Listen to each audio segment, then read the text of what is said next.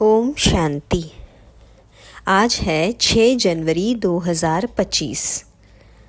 मधुबन से बाप दादा के महावाक्य सुनते हैं। बाप दादा कहते हैं, मीठे बच्चे, तुम्हारा एक एक बोल बहुत मीठा फर्स्ट क्लास होना चाहिए। जैसे बाप दुख हरता सुख करता है, ऐसे बाप समान सबको सुख दो। आज का प्रश्न है, लौकिक मित्र संबंधियों को ज्ञान देने की युक्ति क्या है? उत्तर, कोई भी मित्र संबंधी आदि है तो उनसे बहुत नम्रता से, प्रेम भाव से मुस्कुराते हुए बात करनी चाहिए। समझाना चाहिए यह वही महाभारत लड़ाई है। बाबा ने रुद्र ज्ञान यज्ञ रचा है। मैं आपको सत्य कहता हूँ कि भक्ति आदि तो जन्म जन्मांतर की अब ज्ञान शुरू होता है। जब मौका मिले तो बहुत युक्ति से बात करो। कुटुंब परिवार में बहुत प्यार से चलो। कभी किसी को दुख ना दो। गीत है, आखिर वह दिन आया आज। ओम शांति। जब कोई गीत बजता है तो बच्चों को अपने अंदर उसका अर्थ निकालना चाहिए। सेकंड में निकल सकता है। यह बेहद का ड्रामा की बहुत बड़ी घड़ी है ना। भक्ति मार्ग में मनुष्य पुकारते भी है। जैसे कोर्ट में केस होता है तो कहते हैं, कब सुनवाई हो, कब बुलावा हो तो हमारा केस पूरा हो। तो बच्चों का भी केस है। कौन सा केस? रावण ने तुमको बहुत दुखी बनाया है। तुम्हारा केस दाखिल होता है बड़े कोर्ट में। मनुष्य पुकारते रहते हैं, बाबा आओ, आ करके हमको दुखों से छुड़ाओ। एक दिन सुनवाई तो ज़रूर होती है। बाबा सुनते भी है, ड्रामा अनुसार आते भी है, बिल्कुल पूरे टाइम पर। उसमें 1 सेकंड का भी फर्क नहीं पड़ सकता है। बेहद की घड़ी कितनी एक्यूरेट चलती है। यहाँ तुम्हारे पास ये छोटी घड़ियाँ भी एक्यूरेट नहीं चलती है। यज्ञ का हर कार्य एक्यूरेट होना चाहिए। घड़ी भी एक्यूरेट होनी चाहिए। घड़ी भी एक्यूरेट होनी चाहिए। बाबा तो बड़ा एक्यूरेट है। सुनवाई बड़ी एक्यूरेट होती है। कल्प के संगम पर एक्यूरेट टाइम पर बाबा आते हैं। तो बच्चों की अब सुनवाई हुई।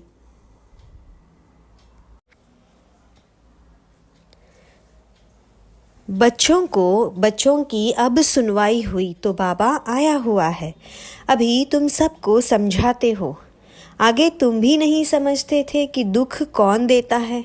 अभी बाबा ने समझाया है, रावण राज्य शुरू होता है द्वापर से। तुम बच्चों को मालूम पड़ गया है, बाबा कल्प कल्प संगम युग पर आते हैं। यह है बेहद की रात। शिव बाबा बेहद की रात में आते हैं। श्री कृष्ण की बात नहीं। जब घोर अंधियारे में अज्ञान नींद में सोए रहते हैं तब ज्ञान सूर्य बाबा आते हैं बच्चों को दिन में ले जाने। कहते हैं, मुझे याद करो क्योंकि पतित से पावन बनना है। बाबा ही पतित पावन है। वह जब आए तब हो तो सुनवाई हो। अब तुम्हारी सुनवाई हुई है। बाबा कहते हैं, मैं आया हूँ पतितों को पावन बनने का तुमको कितना सहज उपाय बताता हूँ। आजकल देखो साइंस का कितना जोर है। एटॉमिक बॉम्ब्स आदि का कितना जोर से आवाज होता है। तुम बच्चे साइलेंस के बल से इस साइंस पर जीत पाते हो। साइलेंस को योग भी कहा जाता है। आत्मा बाप को याद करती है, बाबा आप आओ तो हम शांति धाम में जाकर निवास करें। तो तुम बच्चे इस योग बल से, साइलेंस के बल से साइंस पर जीत पाते हो। शांति का बल प्राप्त करते हो। साइंस से ही यह सारा विनाश होने का है। साइलेंस से तुम बच्चे विजय पाते हो। बाहुबल वाले कभी भी विश्व पर जीत नहीं पा सकते। यह पॉइंट्स भी तुमको प्रदर्शनी में लिखनी चाहिए। दिल्ली में बहुत सर्विस हो सकती है क्योंकि दिल्ली है सबका कैपिटल। तुम्हारी भी दिल्ली ही कैपिटल होगी। दिल्ली को ही परिस्तान कहा जाता है। पांडवों के किले तो नहीं है। किला तब बांधा जाता है जब दुश्मन चढ़ाई करते हैं। तुमको तो किले आदि की दरकार रहती नहीं। तुम जानते हो हम साइलेंस के बल से अपना राज्य स्थापन कर रहे हैं। उन्हों की है आर्टिफिशियल साइलेंस, तुम्हारी है रियल आत्मा की साइलेंस। ज्ञान का बल शांति का बल कहा जाता है। नॉलेज है पढ़ाई, पढ़ाई से ही बल मिलता है। पुलिस सुपरिटेंडेंट बनते हैं, कितना बल रहता है। वह सब है जिस्मानी बातें दुख देने वाली। तुम्हारी हर बात रूहानी है। तुम्हारे मुख से जो भी बोल निकलते हैं वह एक एक बोल ऐसे फर्स्ट क्लास मीठे हो जाए जो सुनने वाला खुश हो जाए। जैसे बाप दुख हरता सुख करता है, ऐसे तुम बच्चों को भी सबको सुख देना है। कुटुंब परिवार को भी दुख आदि ना हो। कायदे अनुसार सबसे चलना है। बड़ों के साथ प्यार से चलना है। मुख से अक्षर ऐसे मीठे फर्स्ट क्लास निकले जो सब खुश हो जाए। बोलो शिव बाबा कहते हैं मन मना भव। ऊंच ते ऊंच मैं हूँ, मुझे याद करने से ही तुम्हारे विक्रम विनाश होंगे। बहुत प्यार से बात करनी चाहिए। समझो कोई बड़ा भाई हो, बोलो दादाजी शिव बाबा कहते हैं मुझे याद करो। शिव बाबा जिसको रुद्र भी कहते हैं वही ज्ञान यज्ञ रचते हैं। श्री कृष्ण ज्ञान यज्ञ अक्षर नहीं सुनेंगे। रुद्र ज्ञान यज्ञ कहते हैं तो रुद्र शिव बाबा ने यह यज्ञ रचा है। राजाई प्राप्त करने के लिए ज्ञान और योग सिखला रहे हैं। बाप कहते हैं भगवान उवाच मामेकम याद करो, क्योंकि अभी सबकी अंत घड़ी है, वानप्रस्थ अवस्था है, सबको वापस जाना है। मरने समय मनुष्य कहते हैं ना ईश्वर को याद करो। यहाँ ईश्वर स्वयं कहते हैं मौत सामने खड़ा है, इनसे कोई बच नहीं सकते। अंत में ही बाबा आकर के कहते हैं कि बच्चे मुझे याद करो तो तुम्हारे पाप भस्म हो जाए।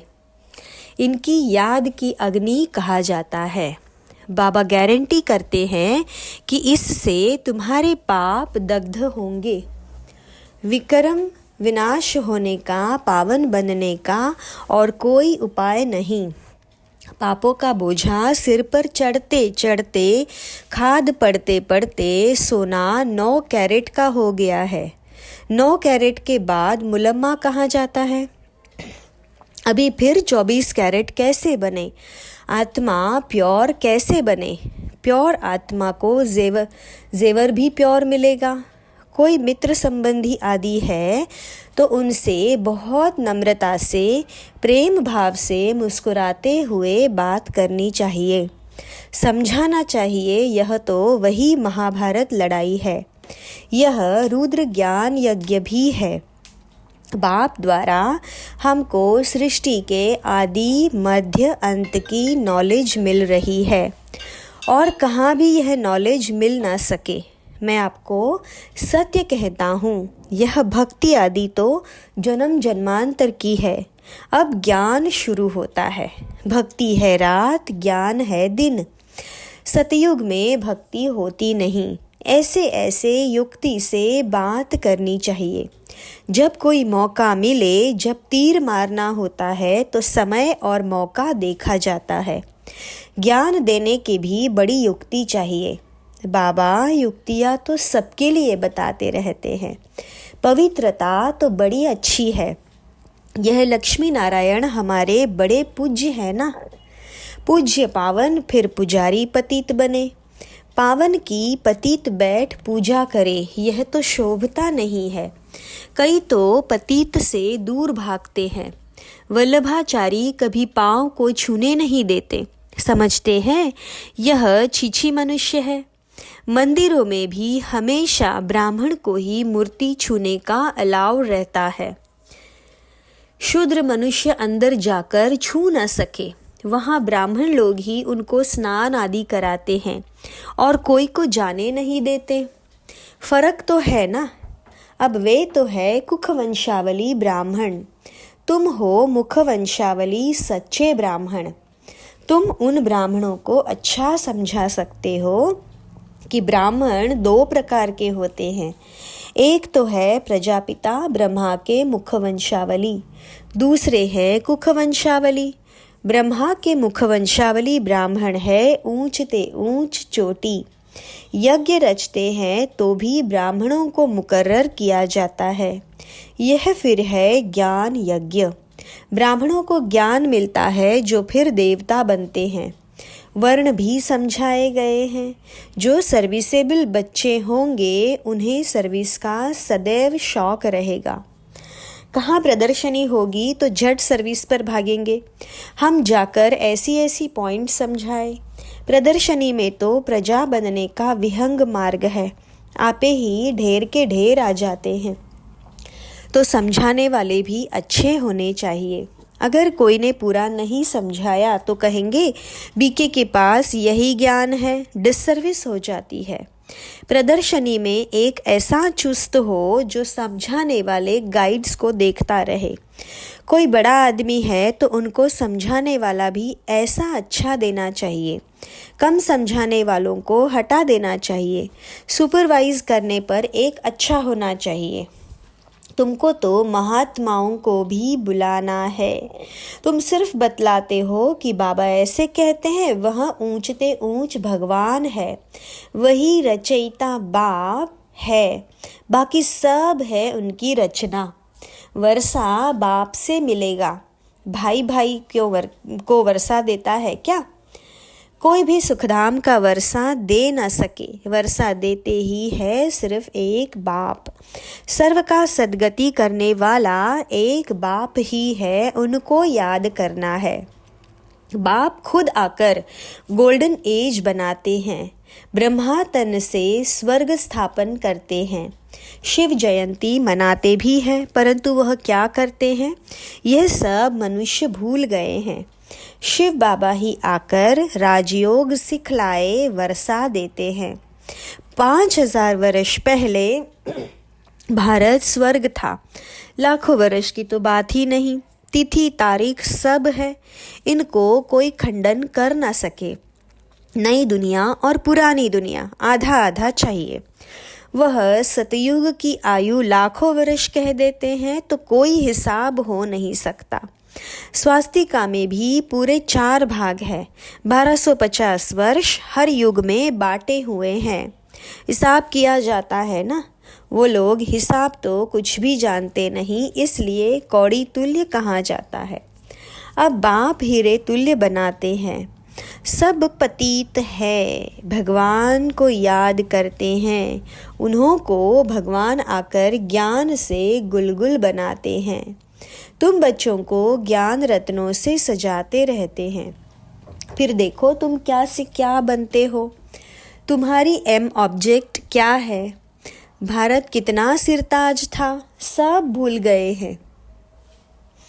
मुसलमानों आदि ने भी कितना सोमनाथ मंदिर से लूटकर मस्जिदों आदि में हीरे आदि जाकर लगाए हैं। अभी उनकी तो कोई वैल्यू भी कर नहीं सकते। इतनी बड़ी बड़ी मणियाँ राजाओं के ताज में रहती थी। कोई तो करोड़ की, कोई 5 करोड़ की। आजकल तो सब इमिटेशन निकल पड़ी है। इस दुनिया में सब है आर्टिफिशियल पाई का सुख, बाकी है दुख। इसलिए सन्यासी भी कहते हैं काग विष्टा समान सुख है, इसलिए वह घर बार छोड़ते हैं। परंतु अब तो वह भी तमोप्रधान हो पड़े हैं। शहर में अंदर घुस पड़े हैं, परंतु अब किसको सुनाए? राजा रानी तो है नहीं, कोई भी मानेगा नहीं। कहेंगे सब अपनी अपनी मत है, जो चाहे सो करो, संकल्प की सृष्टि है। अब तुम बच्चों को बाबा गुप्त रीति पुरुषार्थ कराते रहते हैं। तुम कितना सुख भोगते हो। दूसरे धर्म भी पिछाड़ी में जब वृद्धि को पाते हैं तब लड़ाइयाँ आदि खिटपिट होती है। पौना समय तो सुख में रहते हो, इसलिए बाबा कहते हैं तुम्हारा देवी देवता धर्म बहुत सुख देने वाला है। हम तुमको विश्व का मालिक बनाते हैं और धर्म स्थापक कोई राजाई नहीं स्थापन करते हैं।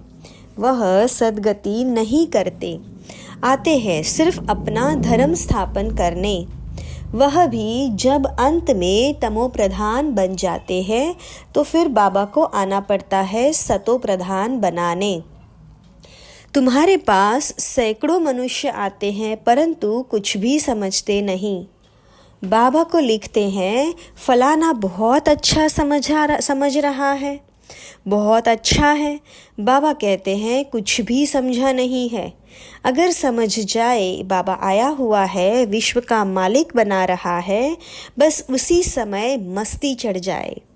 फॉरेन टिकट लेकर यह भागे, परंतु ब्राह्मणी की चिट्ठी तो ज़रूर लानी पड़े बाप से मिलने लिए। बाबा को पहचान जाए तो मिलने बिगर रह न सके, एकदम नशा चढ़ जाए। जिन्हें नशा चढ़ा हुआ होगा उन्हें अंदर में बहुत खुशी रहेगी। उनकी बुद्धि मित्र संबंधियों में भटकेगी नहीं, परंतु बहुतों की भटकती रहती है। गृहस्थ व्यवहार में रहते कमल फूल समान पवित्र बनना है और बाप की याद में रहना है बहुत सहज। जितना हो सके बाप को याद करते रहो। जैसे ऑफिस से छुट्टी लेते हैं वैसे धंधे से छुट्टी पाकर 1-2 दिन याद की यात्रा में बैठ जाओ। घड़ी घड़ी याद में बैठने लिए अच्छा सारा दिन व्रत रख लेता हूँ बाप को याद करने का। कितना जमा हो जाएगा, विकर्म भी विनाश होंगे। बाबा की याद से ही सतो प्रधान बनना है। सारा दिन पूरा योग तो किसका भी लग न सके। माया विघ्न जरूर डालती है, फिर भी पुरुषार्थ करते करते विजय पा लेंगे। बस आज का सारा दिन बगीचे में बैठ बाप को याद करता हूँ। खाने पर भी बस याद में बैठ जाता हूँ। यह है मेहनत। हमको पावन ज़रूर बनना है, मेहनत करनी है, औरों को भी रास्ता बताना है। बैज तो बहुत अच्छी चीज़ है। रास्ते में भी आपस में भी बात करते रहेंगे तो बहुत आकर सुनेंगे। बाबा कहते हैं मुझे याद करो, बस मैसेज मिल गया तो हम रिस्पॉन्सिबिलिटी से छूट गए। अच्छा, मीठे मीठे सिकिलधे बच्चों प्रति माता पिता बाप दादा का याद प्यार और गुड मॉर्निंग। रूहानी बाप की रूहानी बच्चों को नमस्ते। हम रूहानी बच्चों की रूहानी बाप दादा को याद प्यार गुड मॉर्निंग नमस्ते बाबा नमस्ते। धारणा के लिए मुख्य सार, धंधे आदि से जब छुट्टी मिले तो याद में रहने का व्रत लेना है। माया पर विजय प्राप्त करने के लिए याद की मेहनत करनी है। बहुत नम्रता और प्रेम भाव से मुस्कुराते हुए मित्र संबंधियों की सेवा करनी है। उनमें बुद्धि को भटकाना नहीं है। प्यार से बाप का परिचय देना है।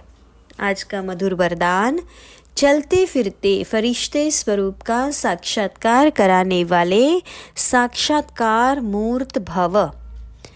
स्पष्टीकरण, जैसे शुरू में चलते फिरते ब्रह्मा गुम होकर श्री कृष्ण दिखाई देते थे, इसी साक्षात्कार ने सब कुछ छुड़ा दिया। ऐसे साक्षात्कार द्वारा अभी भी सेवा हो। जब साक्षात्कार से प्राप्ति होगी तो बनने के बिना रह नहीं सकेंगे। इसलिए चलते फिरते फरिश्ते स्वरूप का साक्षात्कार कराओ। भाषण वाले बहुत है, लेकिन आप भासना वाले देने वाले बनो, तब समझेंगे यह अल्लाह लोग है। स्लोगन, सदा रूहानी मौज का अनुभव करते रहो तो कभी भी मूंझेंगे नहीं। ओम शांति। शुक्रिया बाबा, शुक्रिया।